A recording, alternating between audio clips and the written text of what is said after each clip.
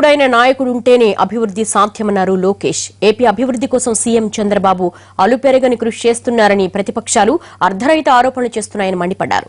చంద్రబాబు వల్లే ఏపీ అభివృద్ధిలో దూసుకువెళ్తోందన్నారు లోకేష్. సింగపూర్ కి మలేషియా నుంచి స్వాతంత్రం వచ్చింది.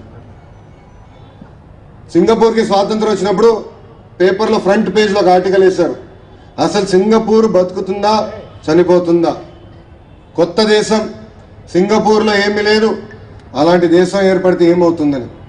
కానీ ఈరోజు మనందరం సింగపూర్ ఎలా ముందరికి వెళ్ళిందో మనందరూ తెలుసు. అంతెందుకు, కొరియా ప్రాంతం, కొరియా దేశం ఒక దేశంగా ఉండేది, తర్వాత సౌత్ కొరియా నార్త్ కొరియాగా బైఫర్కేట్ అయింది.